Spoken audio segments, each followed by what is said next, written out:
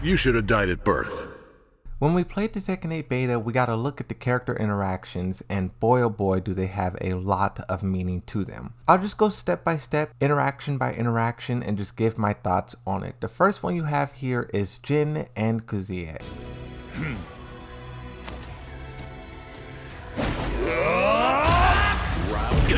And I love how these two characters say absolutely nothing to each other because there's nothing to say. Jin knows he has to get rid of Kazuya. Kazuya knows he has to get rid of Jin. These two cannot coexist. And when they meet, it's simple as that. It's kind of a callback to what we saw at the end of Tekken 7 when Jin was laid out the stakes. Lars, Lei Shao Kahn, and Alyssa, they told him that G Corporation Kazuya Mishima is attacking the world. And really Jin is the only one who can stop him. And that's when Jin harnessed the Double Jin and he said, okay, I will stop him. And from that point on, their battle has been destined. I think back to the prophecy that Zafina had, the two evil stars. It's destined for them to collide and the world to end. That's the Ragnarok that she is trying to prevent. The smirk from Kazuya shows that he is kind of acknowledging Jin as kind of a equal. And then the look of Jin's face is just pure determination. We know he wants to get rid of the Mishima bloodline and nothing else matters.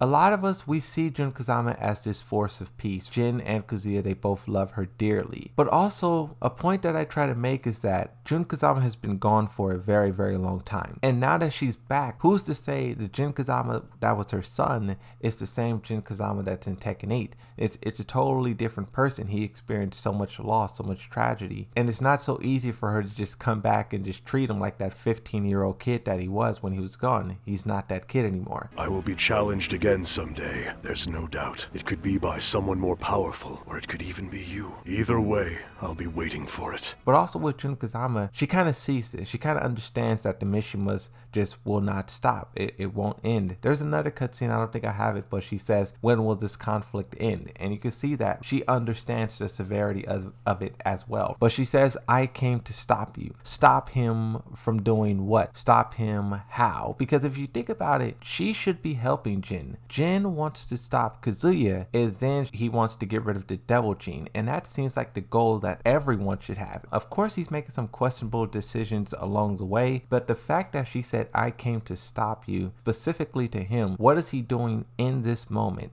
Is he hatching another Azel scheme, or what is he doing to where she has to stop him in this moment? He says, mother, but I can't stop. And this is everything that Jin is right now. The Mishimas are tragic characters, and for them, they feel like they can't stop. Kazuya Mishima, he had to keep on going until Heihachi was finally gone. If he never killed Heihachi, Heihachi was going to kill him. So Kazuya had to do all of this crazy madness to get the job done. And now that the job is done, he still can't stop because now his son. And then Jin Kazama is the same thing. Get Heihachi, get Kazuya, they kind of just can't stop until it's gone because it's life or death for them. It's more than just let's sit down and have a conversation. And then of course the Kazuya versus Jun Kazama, this is the one we're most familiar with.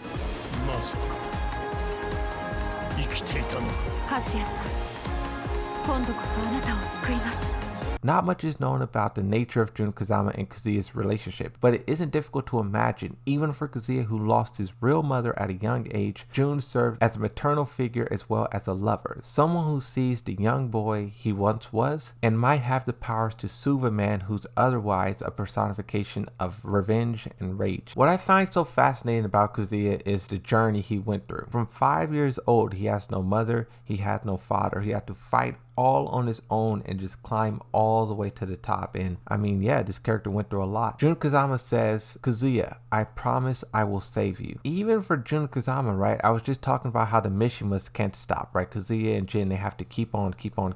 But even Jun Kazama, she feels like, I will save you. I will not let you guys destroy the world and also yourselves. What's really interesting about all this stuff, right? If we think about what Jun Kazama wants, she wants to save both of them. But what does that look like in reality? You cannot have Jin and Kazuya coexist even if they don't have the Devil Gene. At least I don't think you can. It seems like Kazuya Mishima will not give up his Devil Gene powers. Like, you're gonna have to kill him. I don't know what neither one of these Mishimas look like without the Devil Gene. It's so much a part of their identity, their drive, what gives them life, what gives them motivation. Do take the Devil Gene away, I don't know what's left for these characters. I just don't know. Jun Kazama, once she defeats Kazuya Mishima, she says, "You lose." However, when Kazuya wins versus Jun, he says, "You win."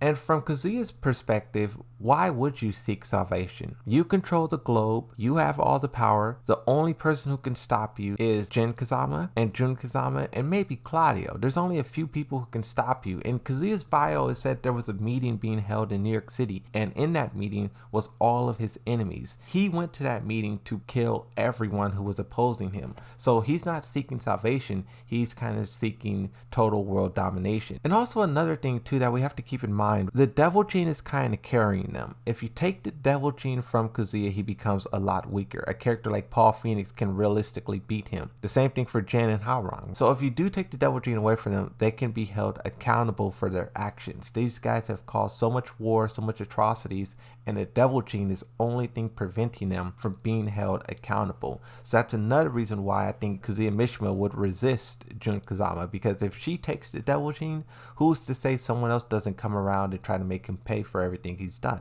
Miguel, Eddie, Shahid, there's a bunch of characters who want revenge, and the Devil Gene is one of their ways to prevent that from happening. When Jin Kazama beats up Jun Kazama, he says, "You win."